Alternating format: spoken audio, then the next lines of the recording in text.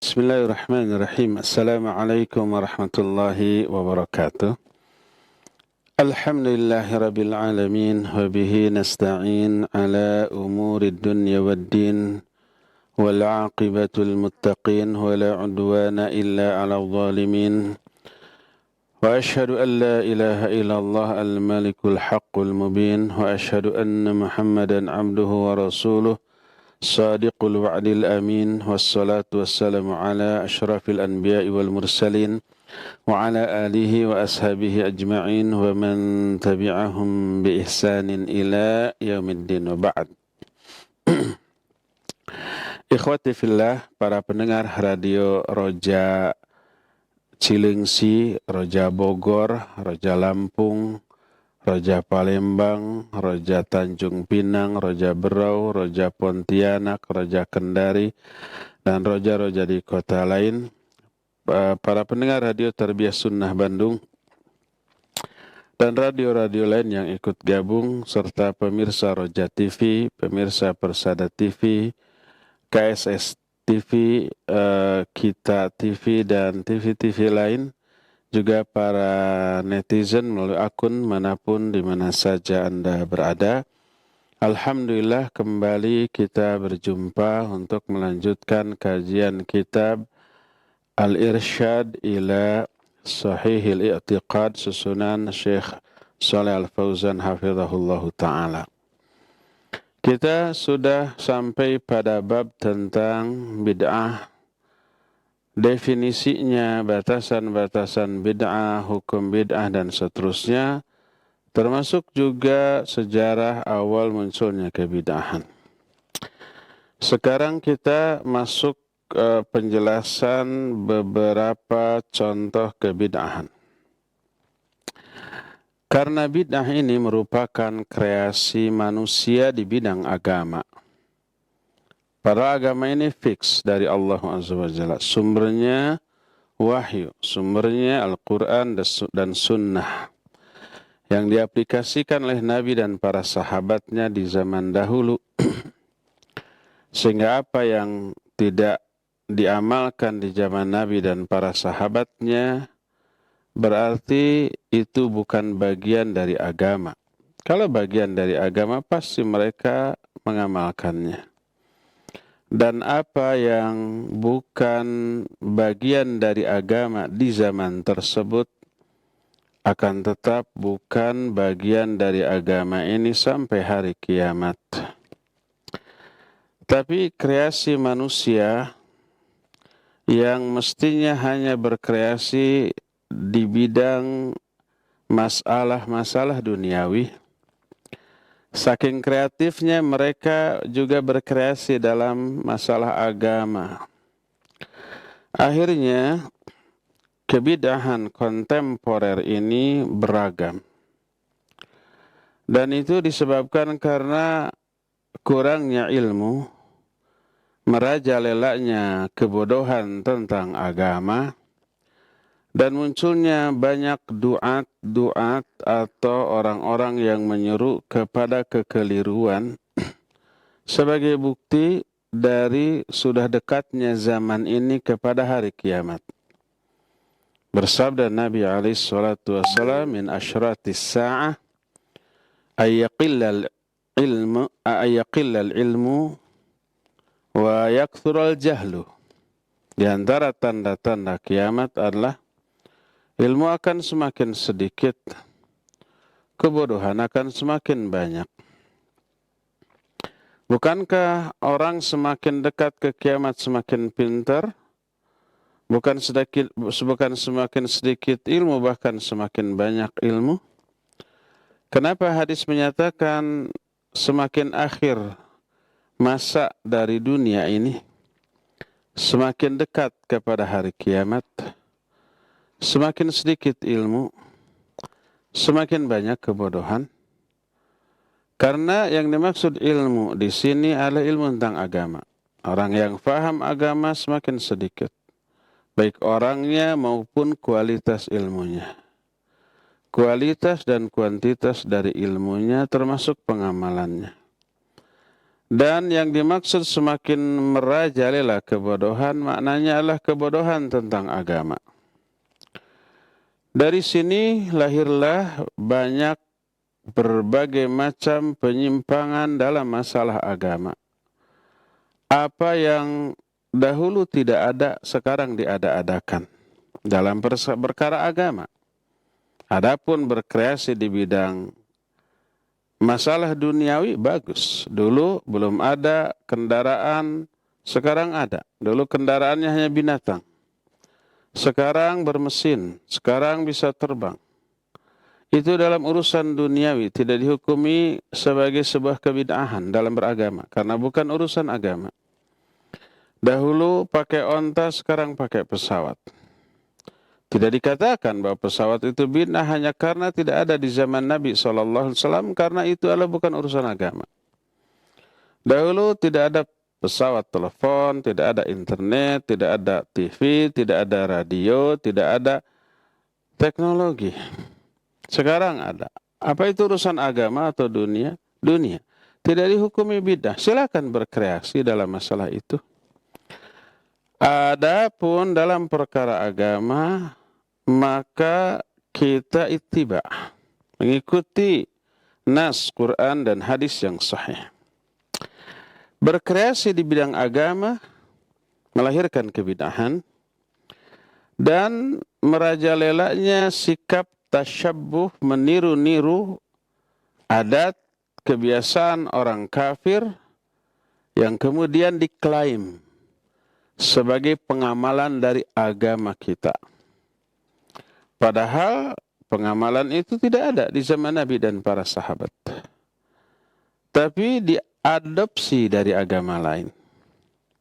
Persis seperti yang dikatakan oleh Nabi SAW, la tattabi'anna sunana man kana qablakum. Kalian pasti akan mengikuti kebiasaan orang-orang sebelum kalian. Shibran bi shibrin. Sejengkal demi sejengkal. Sehingga seandainya mereka masuk ke lubang bayawak, kalian pasti akan mengikutinya. Nah, di antara beberapa contoh dari kebid'ahan yang dahulu tidak ada, sekarang ada dan dianggap bagian dari agama yang sangat agung. Pertama adalah adanya perayaan selamatan dari hari kelahiran Nabi SAW. Hari kelahiran itu bahasa Yunaninya Natal, bahasa Arabnya Maulid, bahasa kitanya ulang tahun. Mengulang tahunkan Nabi SAW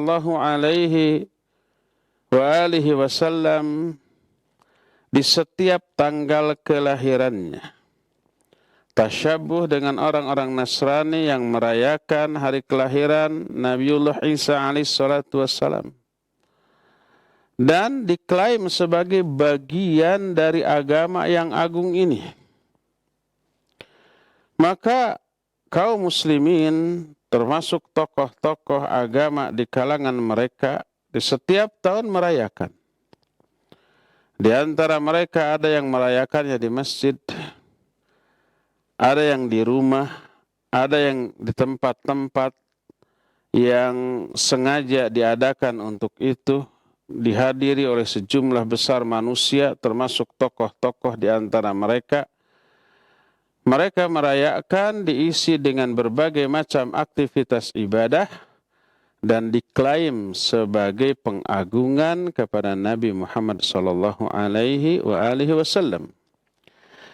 Untuk menambah sakral atau nilai ibadah dari perayaan itu, dikarang hadis-hadis mengatasnamakan Nabi SAW, padahal Nabi tidak berkata demikian.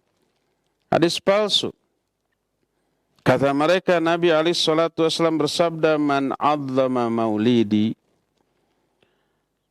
kuntu syafi'an lahu yaumal qiyamah wa man anfaqa dirhaman fi maulidi faka'annama anfaqa jabalan min dhahabin fi sabilillah. Siapa orang yang mengagungkan hari kelahiranku, aku akan menjadi syafaat bagi orang itu pada hari kiamat.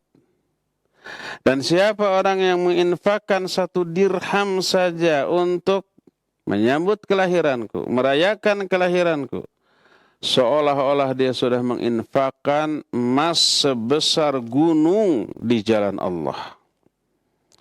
Hadis ini menyebar. Sebentar lagi akan disebar melalui media sosial yang dimiliki dan akan laku. Padahal para ulama seperti yang dijelaskan oleh Syekh Abdullah Jibrin rahimahullahu ta'ala ketika ditanya tentang hadis ini, beliau berkata, "Hadzal haditsu la yasih wa lam yarwi fi ashabis sahih wa la ashabis sunan fa huwa makdzub." Hadis ini tidak benar. Tak ada seorang pun yang meriwayatkan hadis ini baik dalam kitab-kitab sahih, kitab-kitab sunan atau kitab-kitab musnad atau yang lainnya, dan hadis ini dusta. Hadis ini palsu, mengatasnamakan Nabi SAW. Karena dengan hadis yang mutawatir, ini pasti sahih. Nabi SAW menyatakan, "Man kadzdzaba alayya muta'ammidan, falyatabawa maq'adahu minan nar." Siapa orang yang berdusta atas namaku secara sengaja, maka siap-siap untuk menempati tempat duduk di dalam neraka. Diancam. Ancamannya neraka karena telah berdusta atas nama Nabi SAW.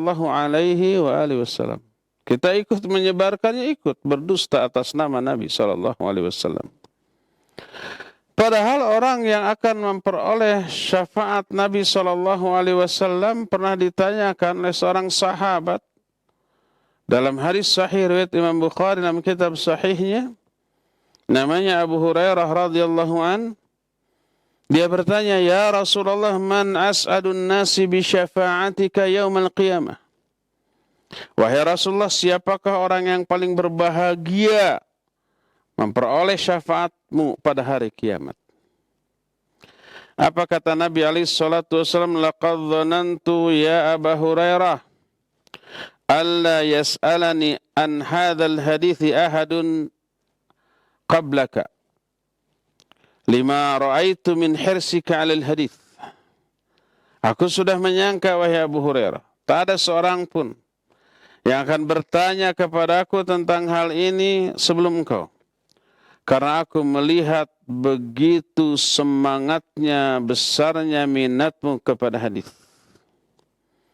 Lalu beliau menjawab, "As'adun nasi bi syafa'ati yaumal qiyamah man qala la ilaha illallah khalisatan min qibali nafsih." Manusia yang paling berbahagia dengan syafaatku pada hari kiamat bukan yang mengagungkan hari kelahiranku, bukan. Nggak ada itu. Tapi orang yang mengatakan la ilaha illallah secara ikhlas dari lubuk hatinya. Itu yang diterangkan oleh Nabi alaihi salatu wassalam, yang menjelaskan bahwa apa yang menjadi penyebab seseorang memperoleh syafaat dari Nabi alaihi salatu wassalam adalah orang yang mengatakan la ilaha illallah secara ikhlas. Umumnya perayaan ini selain tasyabbuh dengan orang-orang Nasrani, kadang-kadang di dalamnya itu ada keyakinan-keyakinan syirik, keyakinan-keyakinan batil, seperti meyakini hadirnya ruh Nabi SAW. Dibacakan nasyid-nasyid yang isinya menyanjung Nabi SAW sampai melebihi batas. Padahal Nabi SAW menyatakan, "La tutruni kama ataratin nasara ibn Maryam, innama ana abdun faqulu Abdullah wa rasuluh." Jangan kalian mengkultuskan aku sebagaimana orang-orang Nasrani mengkultuskan Ibnu Maryam. Aku hanyalah seorang hamba. maka katakanlah aku adalah hamba Allah dan utusannya. Yang dimaksud mengkultuskan di sini adalah al-ghulu fil madah, berlebih-lebihan di dalam memujinya sampai melebihi batas yang layak bagi seorang nabi. Nabi alaihissalam manusia biasa. Tidak boleh didudukan pada posisi yang boleh disembah, dimintai, dikultuskan, diagungkan. Tapi sebagai manusia biasa, beliau juga sebagai seorang nabi dan utusan wajib dihormati, dimuliakan, diagungkan sampai pada batas yang dibolehkan, tidak boleh melebihinya. Dan pengagungan terbesar kepada Nabi SAW adalah mentaatinya, mengikuti sunnahnya, mengaplikasikannya dalam kehidupan kesehariannya. Itulah cara menghormati, mengagungkan Nabi SAW yang pas. Terlebih lagi kadang, tidak selamanya sih, tapi kadang ada perayaan kelahiran Nabi SAW yang diisi dengan musik, nyanyian, bahkan tarian. Yang lebih parah, lebih konyol, walaupun tidak semua, tapi ada. Kita bisa lihat itu di YouTube. Perayaan Maulid Nabi SAW diisi dengan nyanyian yang diambil dari lagu dangdutan atau lagu pop yang syairnya dirubah. Syairnya dirubah, nadanya nada dangdut. Atau musik lain. Yang biasa dilakukan oleh ahli maksiat, diadopsi, diganti liriknya, diganti syairnya, tapi nadanya sama dan jingkrak-jingkrakannya tidak ada bedanya. Memang tidak semua, tapi kadang-kadang ada. Dan itu merupakan sesuatu yang bertolak belakang dengan apa yang dibawa oleh Nabi SAW. Coba lihat umpamanya para ulama madhab. Kalau ulama madhab yang 4, Imam Abu Hanifah, Imam Malik, Imam Syafi'i, Imam Ahmad, tidak ada pernyataan mereka tentang maulid. Kenapa? Karena di zaman itu belum ada. Makanya mereka tidak berkomentar. Mereka hidup di abad ke-3 Hijriyah, saat itu belum ada perayaan dari Maulid Nabi SAW. Tapi ulama-ulama pengikut 4 imam madhab ini ada pernyataan tentang maulid ketika di zaman mereka perayaan maulid ini sudah menyebar. Di antaranya umpamanya Syekh Tajuddin Fakihani, seorang ulama Malikiyah yang hidup di abad ke-8 Hijriyah. Beliau menyatakan, la a'lamu li hadzal maulid aslan fi kitabin wala sunnatin wala yunqalu amaluhu an ahadin min ulama'il ummah alladzina hum al-qudwah fid din al-mutamassikuna bi atharil mutaqaddimin bal huwa bid'atun ahdathaha al-battalun. Kata Syekh Tajuddin Al-Fakihani, beliau menyatakan, aku tidak mengetahui ada dalil yang melandasi maulid ini baik dari Al-Quran ataupun dari sunnah. Tidak ada. Dan tidak dinukil amalan maulid ini dari salah seorang pun ulama-ulama umat yang menjadi ikutan dalam agama, yang berpegang teguh kepada athar-athar orang-orang terdahulu. Bahkan ini sebuah kebid'ahan yang diada-adakan oleh orang-orang batil. Wa syahwatun nafsin ightana bihal akkalun. Dan ini hanya pelampiasan syahwat, keserakahan terhadap makanan bagi orang-orang yang gembul, yang doyannya makan. Karena di dalam perayaan atau acara ini pasti akan ada acara makan-makannya. Berkata Imam Asy-Syatibi rahimahullah, beliau juga hidup pada abad ke-8 Hijriah, sekitar wafat tahun 790-an. Beliau berkata, "Fama'lumun anna iqamatal maulid 'ala al-wasfil ma'hud bainan nas bid'atun muhdathatun wa kullu bid'atin dhalalah." Sudah maklum bahwa mengadakan maulid dengan cara yang sudah dilaksanakan oleh manusia zaman sekarang adalah sebuah bid'ah yang diada-adakan dan seluruh bid'ah adalah sesat. Juga keterangan dari seorang ulama Syafi'iyah murid Imam Ibnu Hajar al-Asqalani rahimahullah, Imam As-Sakhawi. Beliau menyatakan aslu amalil maulid asy-syarif lam yunqal an ahadin minas salafis salih fil quruni thalathatil fadilah. Asal amalan maulid dari Nabi yang mulia ini tidak pernah dinukil, tidak pernah diriwayatkan dari salah seorang pun ulama-ulama salafus salih di 3 generasi yang awal yang utama.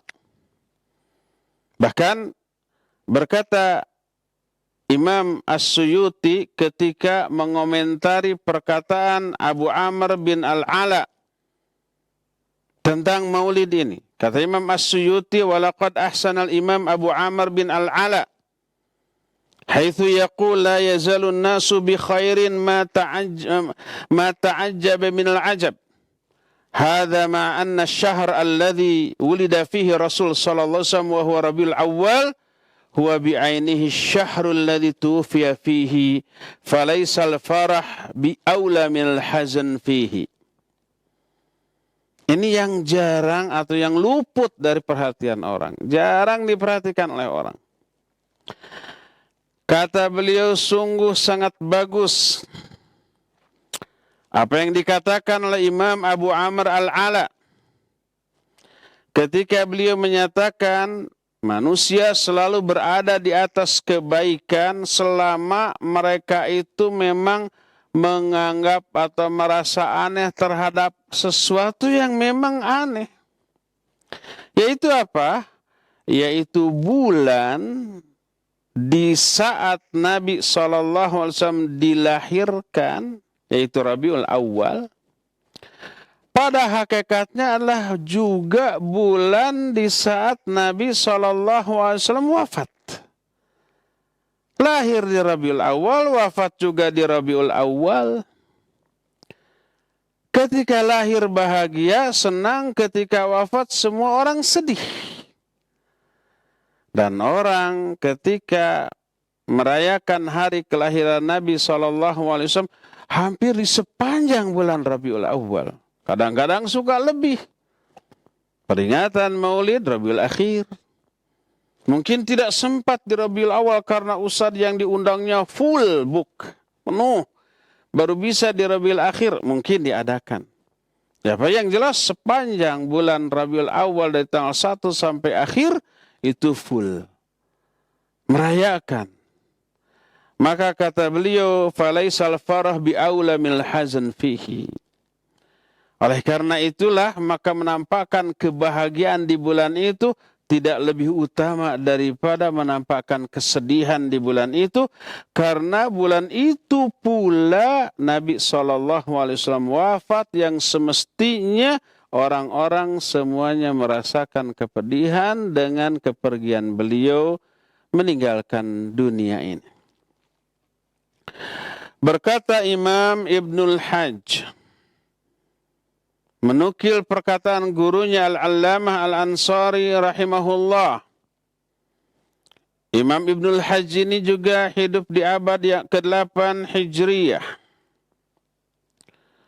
Ketika mengomentari tentang maulid ini, beliau menyatakan, fa'in khala ay amalul maulid minhu ay minas sima' wa amalu ta'aman faqat wa nawa bihil maulid wa da'i ilaihil ikhwah wasallama man kulla ma taqaddama dhikruh ay minal mafasid fahuwa bid'atun binafsi niyatihi faqat id inna dzalika ziyadatun fid din. Seandainya amalan maulid ini kosong dari hal-hal yang keliru, tidak ada musik, tidak ada syirik, tidak ada keyakinan bahwa ruh Nabi SAW hadir, tidak ada nyanyian-nyanyian, tidak ada ikhtilat antara laki-laki dan perempuan, tidak ada nasyid-nasyid yang menyanjung Nabi SAW melebihi batas yang dibolehkan. Murni hanya menyajikan makanan, murni hanya mengundang ikhwan-ikhwan, saudara-saudara, selamat dari semua penyimpangan yang tadi disebutkan, maka cukup hanya dengan mengadakan perayaan itu sendiri merupakan sebuah kebid'ahan, karena itu adalah penambahan dalam perkara agama tapi dianggap sebagai agama. Di zaman nabinya tidak ada, di zaman para sahabatnya tidak ada, di zaman 3 generasi awal termasuk di zaman imam madhab yang 4 ini tidak ada perayaan tersebut. Belakangan diadakan dan diklaim sebagai ibadah yang agung, bagian dari agama ini. Bahkan orang-orang yang tidak merayakannya dicela sebagai orang yang dituduh tidak mencintai Nabi SAW. Menurut kriteria kecintaan yang mereka adakan, yang mereka tetapkan. Padahal perayaan baru muncul di abad ke-6 Hijriah. Sebagaimana yang diterangkan oleh mereka sendiri, kalangan sufi yang mengadakan ini. Seperti yang dijelaskan oleh Yusuf Ar-Rifai, dia menyatakan inna ijtima'an nas ala sima'i qissatin maulidin Nabi sallallahu alaihi wasallam asy-syarif amrun istahdatha ba'da asrin nubuwah bal ma dhahara illa fi awail qarni sadisil hijri. Sesungguhnya berkumpulnya manusia untuk mendengarkan kisah kelahiran Nabi sallallahu alaihi wasallam yang mulia adalah perkara yang baru diadakan setelah tahun kenabian, bahkan mulai muncul di awal-awal abad ke-6 Hijriah. Oleh karena itulah maka berdasarkan keterangan-keterangan tadi, kita mengetahui bahwa merayakan kelahiran Nabi SAW pertama tasyabbuh dengan orang-orang Nasrani. Yang merayakan kelahiran Nabiullah Isa alaihissalam. Kedua, di dalamnya banyak terjadi kemungkaran. Ada yang berupa perbuatan syirik, berupa akidah yang batil dalam bentuk meyakini bahwa ruh Nabi SAW hadir. Ada yang berupa nyanyian dan tarian. Ada yang berupa ikhtilat, percampur adukan antara laki dan perempuan. Dan tentu saja tidak bisa dihilangkan bisnis. Baik panitianya yang mengumpulkan donasi, sponsor, kenceleng, dan seusi acara banyak sisa. Dibagi-bagi. Atau umpamanya orang-orang yang diundang ke sana dibayar dengan tarif sekian. Maka itu sumber penghasilan. Satu kali perayaan saja di satu panggung bisa jutaan. 5, 10 juta, bahkan ada yang sampai 50 juta. Semalam bisa 5 kali manggung semalam. Dan itu terus sebulan penuh. Bisa berapa miliar yang masuk. Ke satu pribadi saja. Makanya kalau itu dihilangkan, diharamkan, wah ngamuk-ngamuk. Sumber penghasilannya hilang. Dan banyak lagi yang lain-lainnya. Berkata Syekhul Islam Ibn Taimiyah rahimahullah dalam kitab Iqtida' Siratim Mustaqim,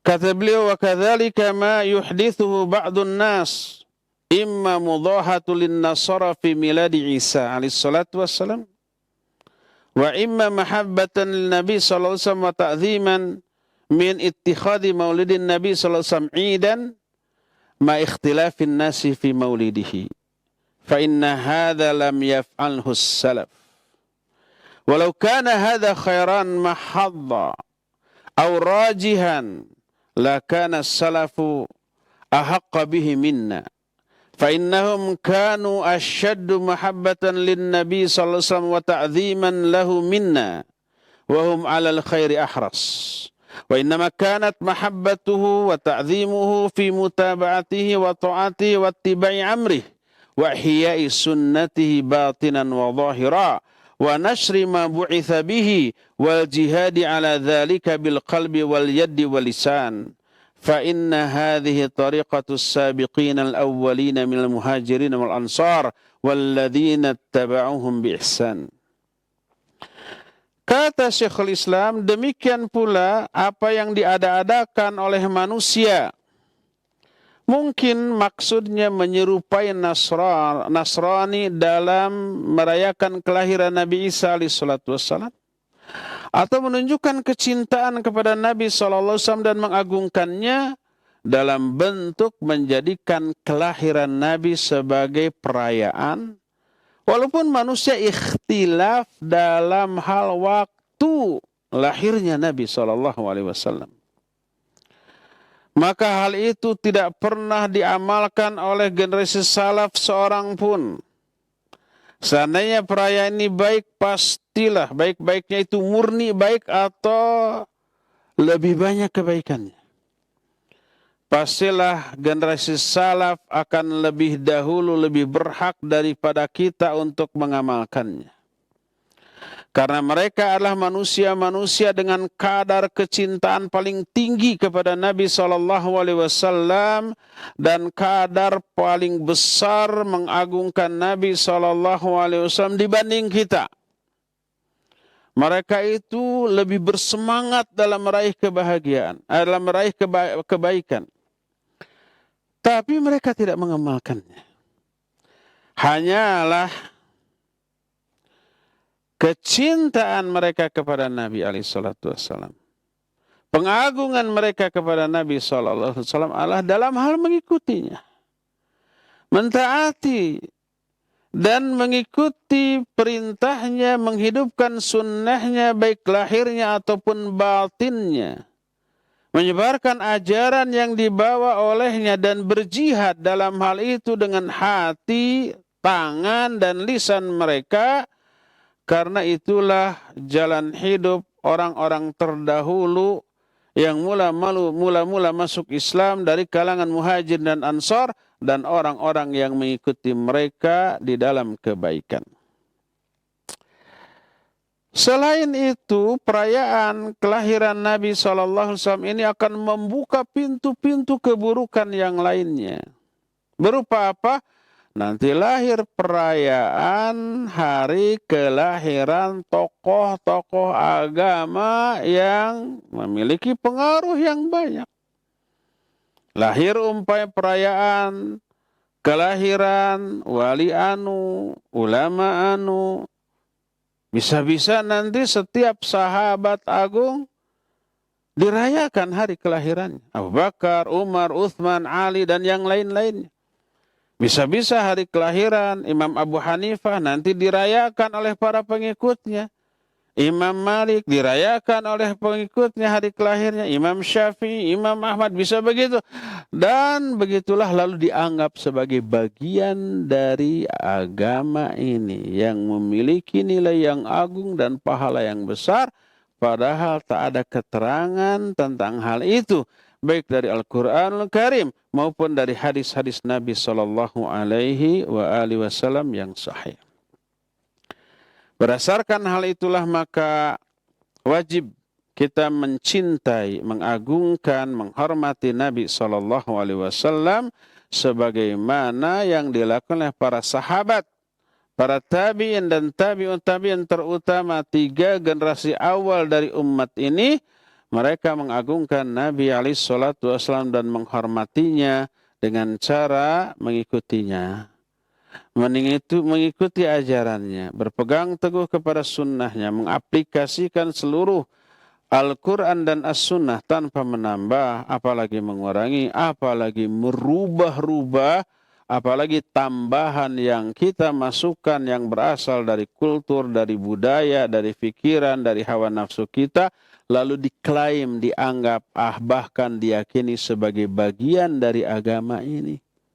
Enggak seperti itu yang dilakukan oleh para sahabat dan 3 generasi awal dari umat ini. Ya, inilah contoh kebidahan yang pertama yang sekarang marak dilakukan oleh kaum muslimin di seluruh dunia. Bahkan beberapa tahun yang lalu saya dapat kiriman sebuah video dari negara lain. Video itu disebarkan pada saat bulan Rabiul Awal. Apa isinya?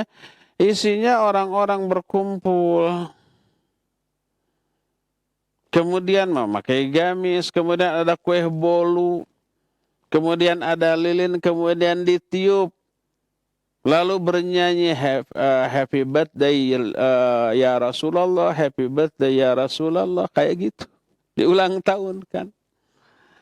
Yang itu mereka anggap sebagai bentuk kecintaan mereka kepada Nabi SAW. Tapi bentuk kecintaan yang tidak pernah dicontohkan oleh para sahabat dan para ulama terdahulu. Yang mereka lakukan justru bertolak belakang dengan nas hadis.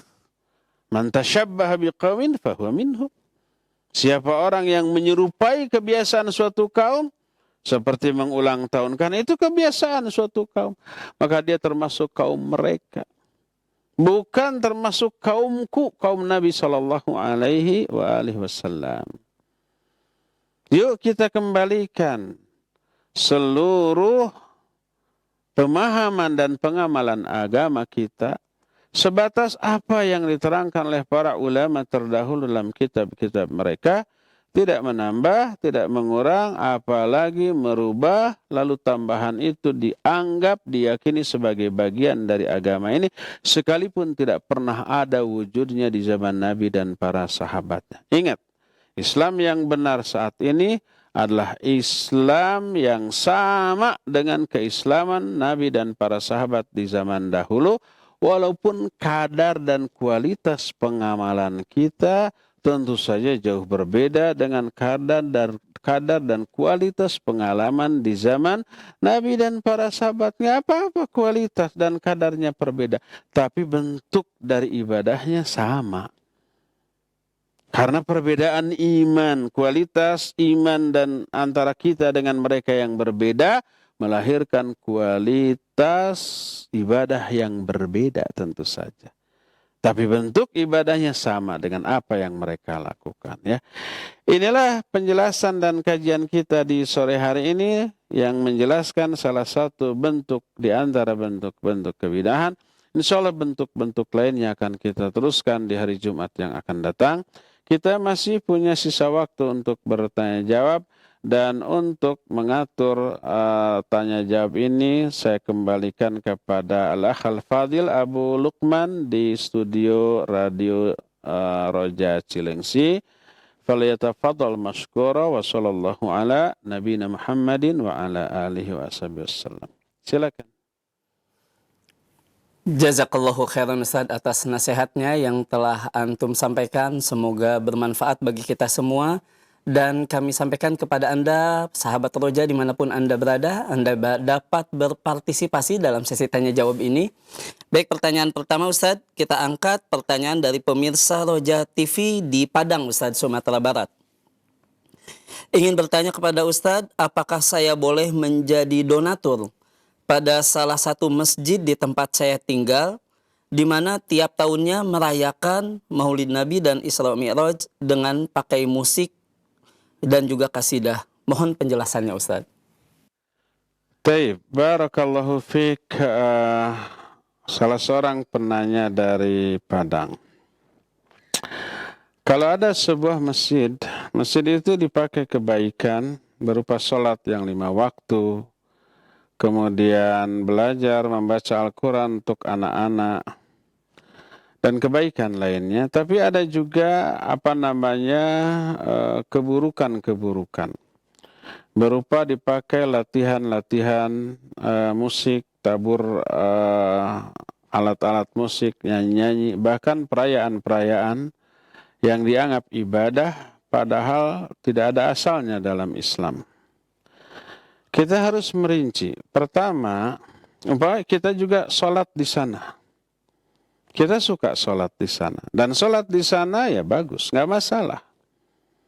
Selama imamnya benar umpamanya. Selama sah sholat si imam untuk dirinya, maka sah juga keimamannya untuk kita sebagai makmumnya. Kita sholat di sana. Bahkan anak kita belajar membaca Iqra umpamanya di sana juga, karena nggak ada alternatif lain.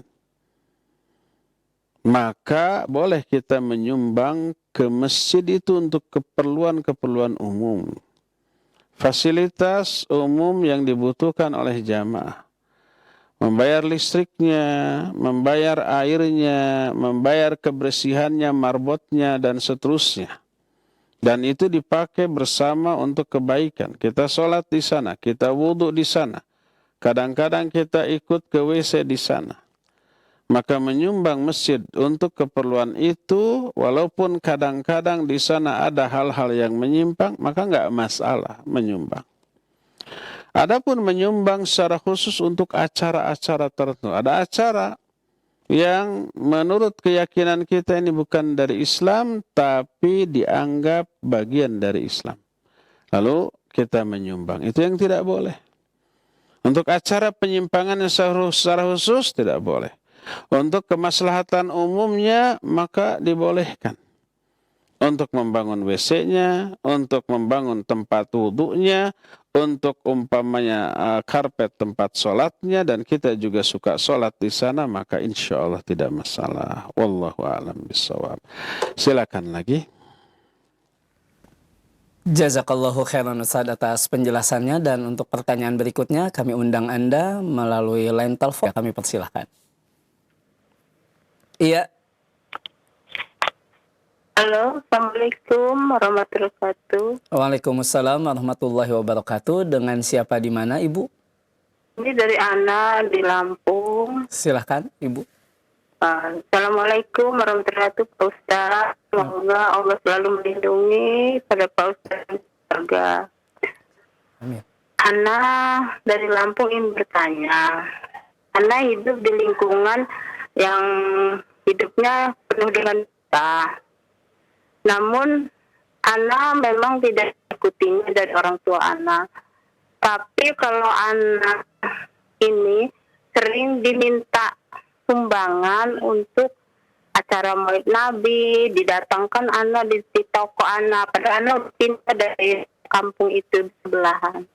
Jadi Ana, bagaimana Ustadz mau pelaknya bingung.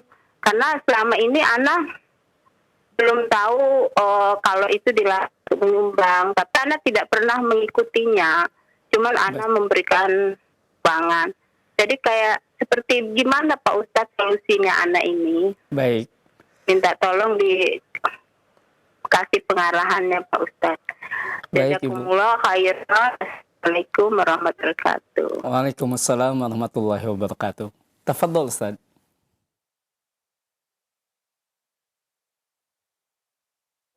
Assalamualaikum warahmatullahi wabarakatuh. Ibu Ana di Lampung ya, barakallahu fiik. Taib, ini masalah yang dialami oleh banyak ikhwan dan akhwat di hampir semua tempat. Dialami oleh para asatid juga, iya.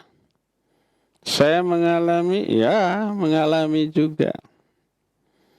Bagaimana cara mengantisipasinya?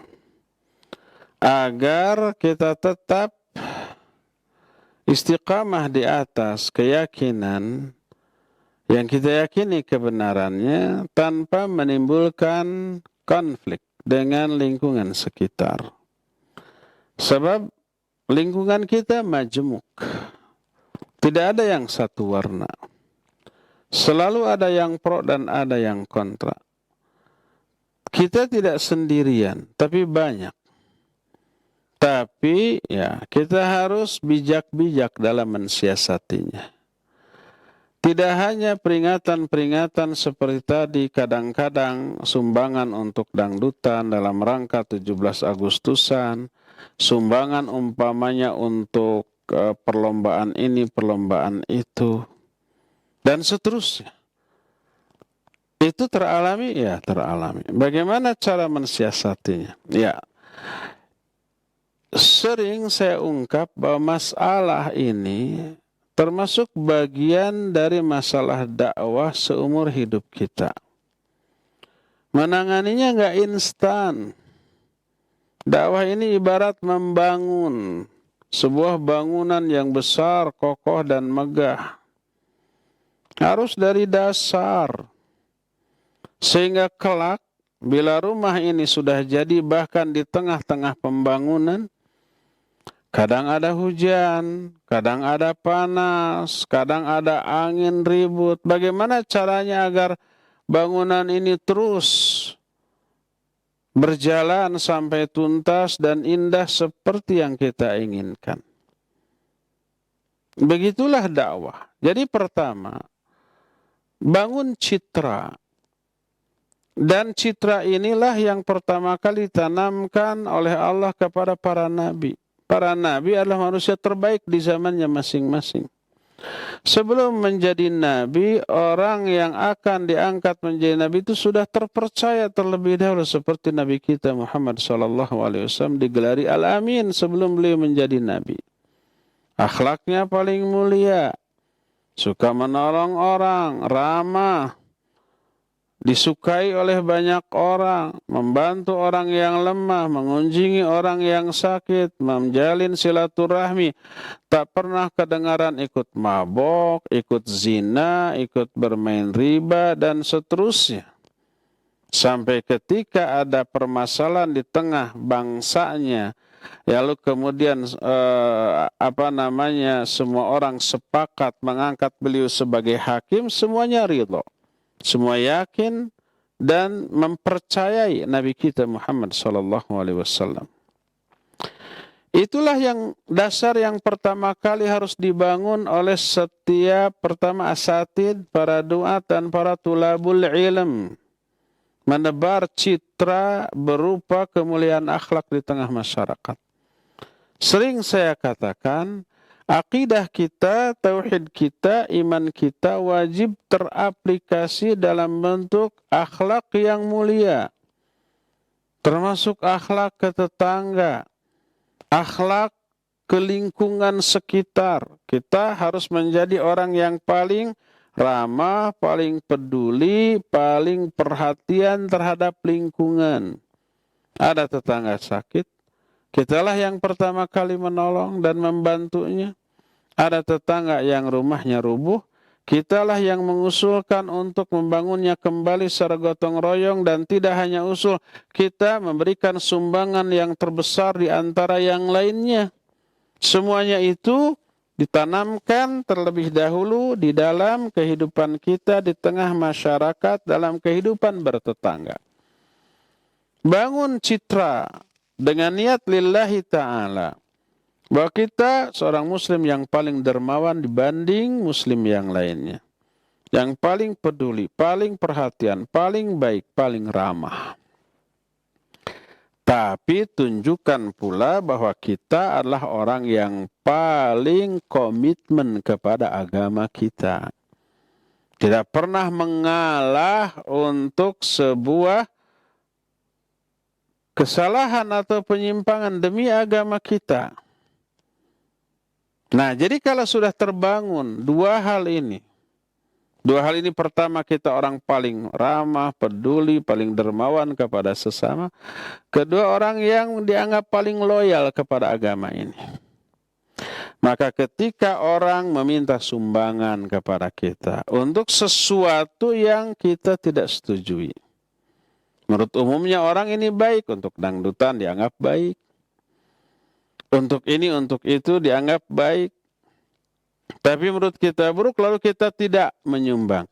Mohon maaf, untuk hal ini saya tidak akan ikut. Punten pisan gitu ya. Maaf sekali.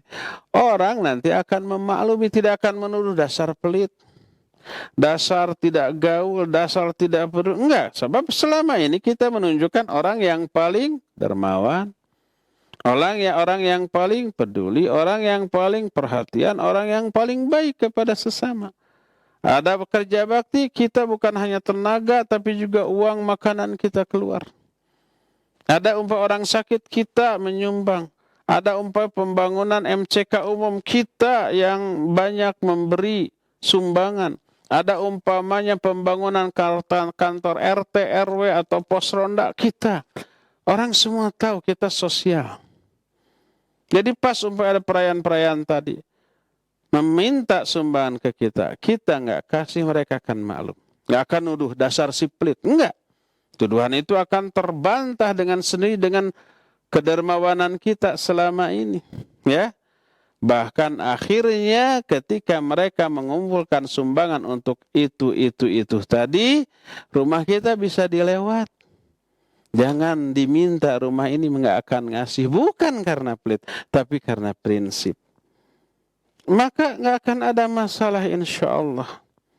Jalinan hubungan kita dengan tetangga, dengan lingkungan akan tetap baik. Apabila selama ini kita menunjukkan kemuliaan akhlak, tidak akan terganggu, tidak akan rusak hanya karena kita tidak menyumbang acara-acara yang kita anggap menyimpang. Enggak. Mereka akan tetap segan baik dan akan tetap menghormati kita sebagai warga yang baik di tengah-tengah mereka. Ya. Demikian Bu Ana di Lampung dan juga para ikhwah yang mengalami masalah yang sama di mana saja Anda berada. Wallahu a'lam bissawab. Silakan. Jazakallahu khairan Ustaz atas penjelasan dan solusinya. Dan untuk berikutnya Ustaz, kembali pertanyaan melalui pesan singkat dari Umu Daud di Bandung Ustaz. Pertanyaan, kakak saya mengatakan bahwa ulang tahun secara umum boleh dirayakan. Karena dalilnya adalah surah Maryam ayat ke-33.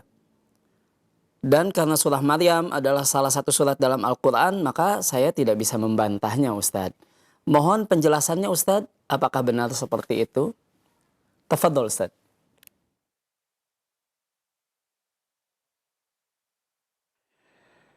Iya, barakallahu fiik, Ummu siapa? Daud di Bandung.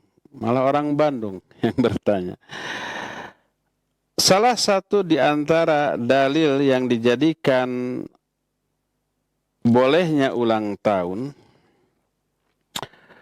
adalah surah Maryam ayat 33.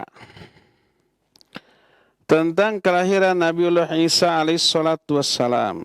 Di ayat tersebut Allah subhanahu wa ta'ala menyatakan, wassalamu alayya yawma wulidtu yawma amutu wa yawma ub'athu hayyan.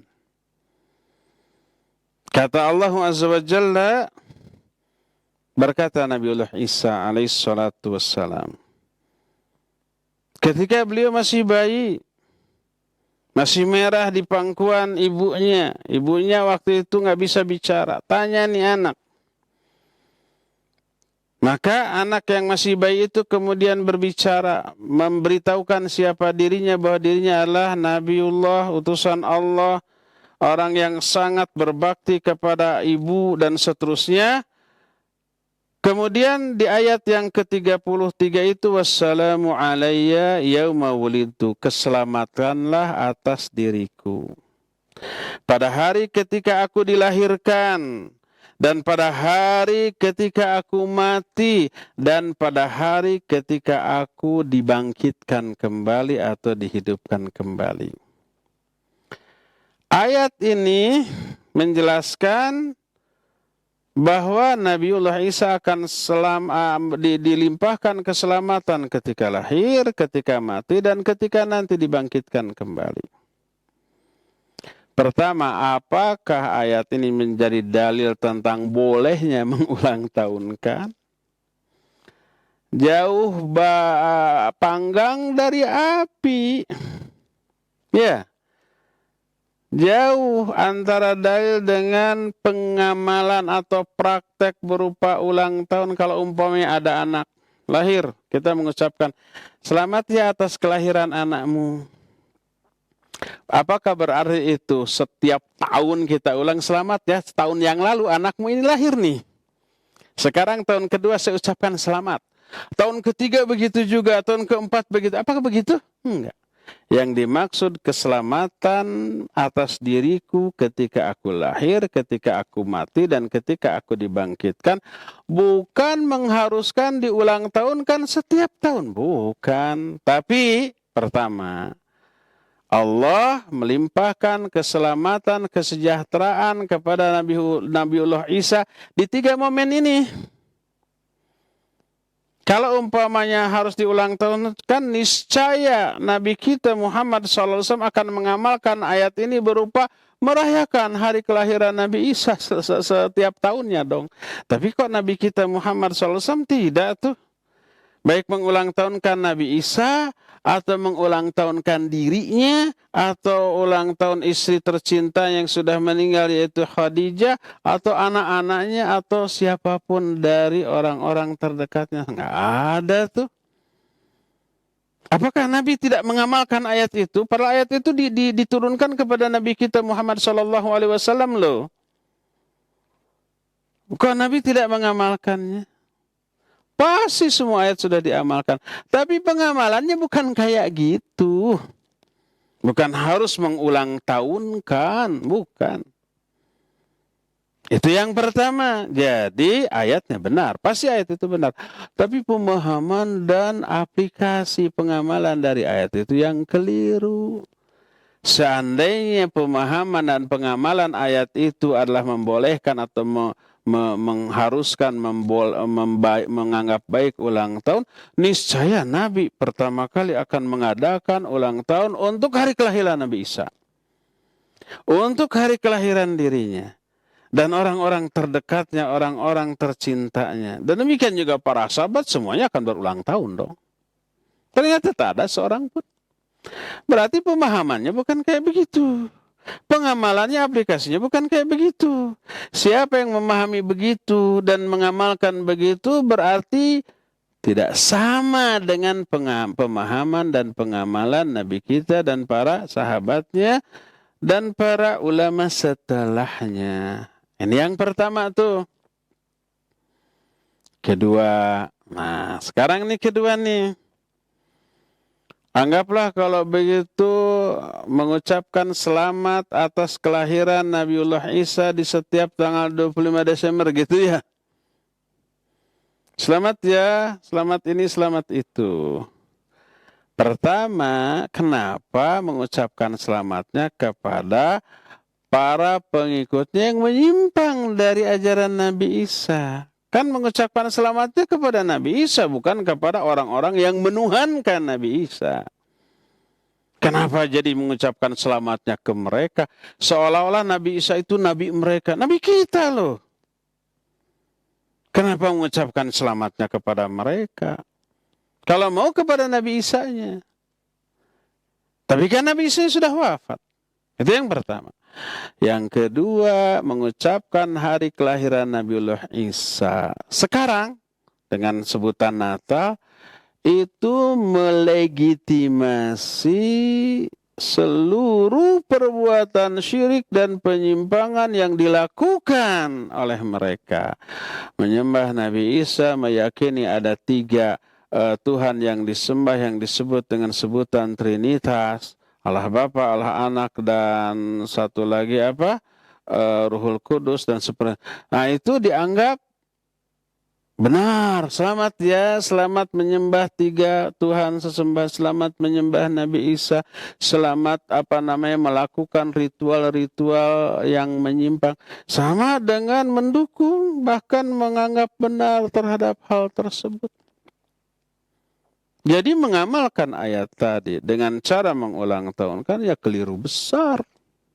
Salah. Di mana bukti salahnya? Bukti salahnya Nabi, para sahabat, para ulama tidak memahami dan tidak mengamalkan seperti itu. Orang itu memahami dengan otaknya yang nggak ngerti bahasa Arab. Orang itu memahami dengan perasaannya yang nggak paham tentang syariat. Terkena tuh dengan ancaman dari Nabi SAW, riwayat yang dinukil oleh Al-Imam Ibnu Katsir dalam kitab Muqaddimah Tafsir. Juga dalam tafsir, kitab tafsir di bab muqaddimahnya. Juga Syekhul Islam Ibn Taimiyah Muqaddimah fi Usul Tafsir. Nabi SAW menyatakan, man qala fi kitabillahi bi ra'yihi falyatabawa maq'adahu minan nar. Dalam riwayat lain, au bima ya'lamu. Siapa orang yang berbicara menafsirkan kitab Allah dengan ra'yu atau tanpa ilmu, nggak ngerti bahasa Arab, nggak ngerti tafsir, tapi langsung memahami ayat dan difahami, diaplikasikan, hendaklah bersiap-siap menempati tempat duduk dalam neraka, waliyadzubillah. Oleh karena itu, fahami ayat, fahami hadis dengan penjelasan ahlinya. Siapa ahlinya? Ya para ulama ahli tafsir. Ada nggak ulama ahli tafsir ketika menafsirkan ayat tadi menyatakan ayat ini menjadi dalil tentang bolehnya mengucapkan selamat kepada orang-orang yang merayakan kelahiran Nabi Isa. Ayat ini menjadi dalil tentang bolehnya ulang tahun siapapun setiap tahunnya. Nggak ada seorang pun ulama ahli tafsir yang seperti itu. Maka jangan fahami ayat dengan fikiran sendiri, dengan hawa nafsu sendiri, dengan kebodohan. Ikutilah penjelasan para ulama sebagai orang ahli di bidang itu. Allah berfirman, fas'alu ahla dzikri in kuntum la ta'lamun. Tanya kepada ahlinya kalau kalian tidak tahu. Ketika tidak tahu, memaksa-maksakan diri untuk mengetahui dengan kebodohannya, bahaya. Bisa salah, bisa keliru, dan bisa sesat serta menyesatkan, ya. Wallahu a'lam bishawab. Silakan lagi. Jazakallahu khairan Ustaz atas penjelasannya, dan kami persilahkan untuk penelpon berikutnya. Kami persilahkan. Iya. Silakan. Ya, Waalaikumsalam. Bisa dikecilkan terlebih dahulu Bapak televisi atau radionya? Ya, Assalamualaikum. Waalaikumsalam warahmatullahi wabarakatuh. Dengan siapa di mana Bapak? Pak Man. Di mana Pak? Dari Padang. Oh, silakan Bapak Man. Dari Pak Man dari Padang. Pak Man. Iya, silakan Pak. Mau tanya Pak. Ini ya tadi Ustadz saya dengan apa uraian Ustadz sangat senang sekali. Baik, silakan pertanyaannya Pak. Jadi tapi yang saya perlu pertanyakan tadi Ustadz menyatakan bahwa ada orang memperingati hari Maulid itu ada yang pakai apa? Pakai dangdut. Apakah Ustadz pernah mendengarnya? Saya nggak pernah mendengar itu. Kok Ustadz bisa menyatakan itu? Di mana? Tolong dijelaskan. Dan kita apa? Menyebarkan yang nggak jelas gitu. Baik. Yang kedua, silakan Pak. Kedua apa tadi itu? Masalah ini. Masalah antara orang Yahudi dengan Islam. Itu kan ada katanya kalau Islam itu dulu kata Nabi kan peliharalah jenggot kamu dan potonglah kumis kamu.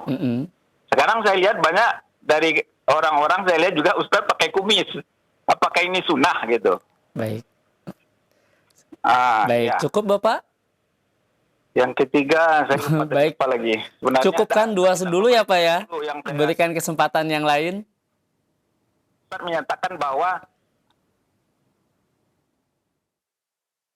baik, jazakallah khairan Bapak. Dua pertanyaan cukup, tafadhol Ustaz.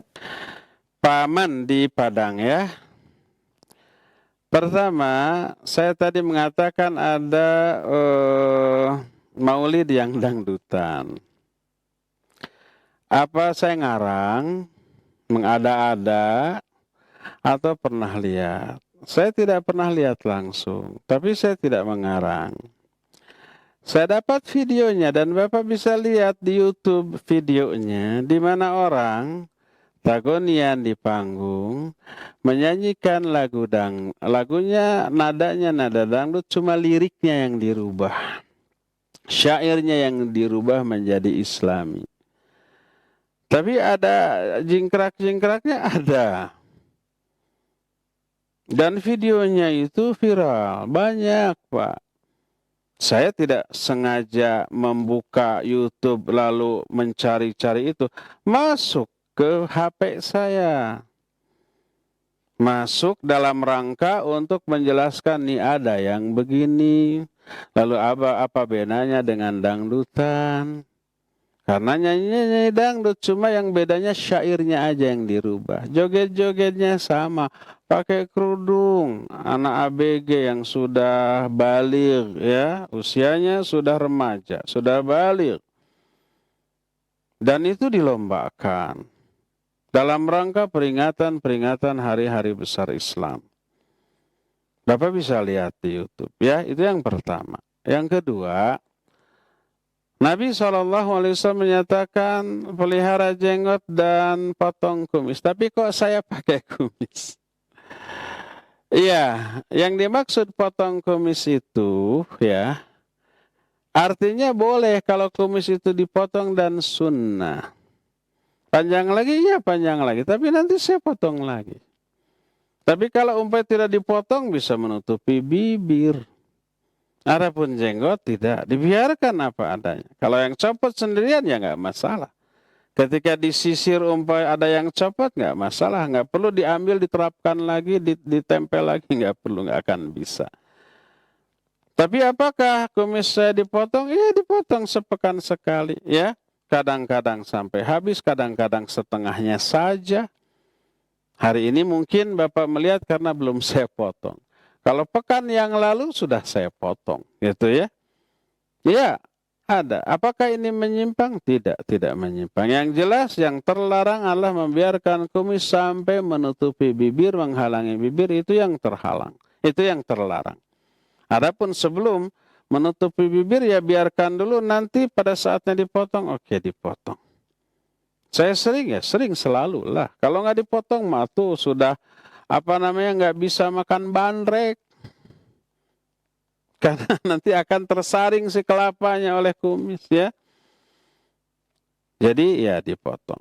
Adapun jenggot maka dibiarkan. Demikian Pak Man di Padang. Wallahu a'lam bishawab. Silakan lagi.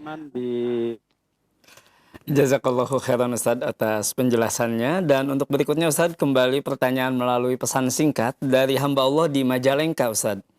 Pertanyaannya Ustaz, apakah boleh Ustaz memperingati Maulid Nabi dengan membaca sirah Nabi Muhammad SAW? Jazakallahu khairan atas jawabannya Ustaz. Iya, hamba Allah di mana Majalengka? Barakallahu fiik. Tadi sudah dijelaskan. Memperingati ini adalah salah satu di antara jenis yang dianggap ibadah pengamalan dari ajaran Islam dan diyakini ada pahala di sana. Diyakini itu sebuah kebaikan dalam beragama. Kita lihat kalau itu dianggap baik sebagai bagian dari agama, maka orang yang paling pertama mengadakan itu adalah para sahabatnya. Para sahabat setelah Nabi wafat mungkin akan ngumpul. Yuk ceritakan bagaimana kisah perjuangan Nabi di awal-awal. Demikian juga para tabi'in, tabi'ut tabi'in. Apakah mereka demikian? Tidak demikian. Apakah mereka lalai? Mustahil mereka lalai dalam menghormati Nabi SAW. Apakah mereka tidak tertarik terhadap keutamaannya? Mustahil mereka tidak tertarik, tapi kita tertarik. Mereka adalah orang yang paling tertarik terhadap pahala kebaikan. Sekecil apapun kebaikan, mereka pasti akan kejar. Beda dengan kita. Tahajud saja kebaikannya super besar. Banyak di antara kita yang melalaikannya. Itu sunnah Nabi yang sangat luar biasa. Jadi bukan karena mereka lalai, bukan karena mereka tidak tertarik, tapi mereka menganggap itu bukanlah kebaikan dari agama ini. Oleh karena itulah maka apa yang tidak diamalkan sebagai pengamalan agama di zaman tersebut, di zaman Nabi dan para sahabat, sudah. Kita jangan amalkan. Dan pengamalan agama yang mereka amalkan yang harus kita ikuti jauh lebih banyak lagi. Anehnya kita, yang jelas nasnya ada, tidak kita amalkan. Yang tidak ada nasnya, kita pertahankan mati-matian. Ya, demikian. Wallahu a'lam bishawab. Silakan lagi. Jazakallahu khairan Ustaz atas penjelasannya. Dan berikutnya kita angkat kembali pertanyaan melalui line telepon. Kami persilahkan. Iya. Assalamualaikum. Waalaikumsalam warahmatullahi wabarakatuh. Dengan siapa di mana Bapak? Dari Pak Dalis di Kumbu, Sumatera Barat. Masya Allah. Silakan Bapak. Ini Ustaz. Mohon maaf Bapak, tampaknya televisinya mengganggu atau terjadi feedback karena ada suara televisi. Mohon dikecilkan atau dimatikan terlebih dahulu televisinya Bapak. Ya udah. Silakan Bapak. Ini di kampung kami ini Ustaz, ini bikin rumah baru Ustaz. Tanda syukurnya gitu diazankan, terus sholat berjamaah di sana. Oh, mohon maaf tampaknya terputus, tapi insya Allah mungkin garis besar pertanyaannya sudah bisa ditangkap Ustadz. Tafadhol Ustadz. Salat berjamaah di sana. Kalau pertama mengadzankan rumah baru dan dianggap sebagai bagian dari agama, dan pasti kalau azan itu dianggap bagian dari agama, maka tidak ada sunnahnya. Nabi SAW tidak pernah memerintahkan atau mengisyaratkan kalau kalian memiliki rumah baru maka adzankan di sana. Enggak, ya. Atau umpamanya ke para sahabatnya, kalau kamu punya rumah baru maka adzankan terlebih dahulu sebelum ditempati. Enggak pernah ada. Jadi tidak ada tuntunannya mengadzankan rumah baru. Kedua, boleh enggak sholat berjamaah di sana? Tergantung. Kalau sholat berjamaahnya adalah sholat fardu, sementara ada masjid yang ada di sana, maka tidak boleh. Tidak boleh mengadakan sholat berjamaah di rumah pada ada masjid di sana. Wajib lelaki mengadakan sholat berjamaah di masjid. Kecuali kalau ada uzur. Uzurnya umpah hujan besar. Silakan sholat di rumah berjamaah dengan keluarga. Atau uzurnya umpah masjidnya di lockdown karena ada pandemi. Karena ada virus, karena ada wabah, masjid semuanya ditutup. Silakan berjamaah di masjid, di rumah masing-masing dengan anggota keluarga, ya. Nah, adapun kalau tidak ada uzur seperti itu, maka tidak boleh sholat fardu berjamaah di masjid. Nah, sekarang kalau sholat sunat boleh, boleh. Sebagaimana seorang sahabat. Beliau, sahabat ini mengundang Nabi SAW agar Nabi sholat. Pertama kali sholat di rumahnya. Nabi SAW datang. Kemudian bertanya di bagian mana saya harus sholat? Di sini. Lalu Nabi sholat dan dia bermakmum di belakangnya dan dengan anggota keluarganya. Sholat apa? Sholat sunnah. Maka dibolehkan. Kita umpamanya mengundang orang untuk sholat sunnah di rumah kita. Sebagaimana Nabi SAW memenuhi permintaan seorang sahabat, nanti aku akan selalu sholat sunnah di tempat itu. Boleh seperti itu, ya. Oleh karena itulah maka kalau sholat berjamaah di rumah yang baru tersebut adalah sholat fardu, sementara ada masjid yang ada di dekat sana maka tidak boleh. Adapun kalau umpamanya sholatnya sholat sunnah berjamaah maka dibolehkan karena Nabi SAW pun memenuhi permintaan seorang sahabat yang meminta beliau untuk sholat di rumahnya, kemudian beliau sholat dan diikuti oleh keluarga tersebut secara berjamaah. Tapi itu hanyalah sholat sunnah saja. Ya, cukup ya, sampai di sini saja, waktunya sudah habis. Insyaallah kita akan berjumpa kembali di hari Jumat yang akan datang. Subhanakallahum bihamdik, asyhadu an la ilaha illa anta, astaghfiruka wa atubu ilaik. Walhamdulillahirabbil alamin, wa sallallahu ala nabiyina Muhammadin wa ala alihi wa ashabihi wasallam. Wassalamualaikum warahmatullahi wabarakatuh.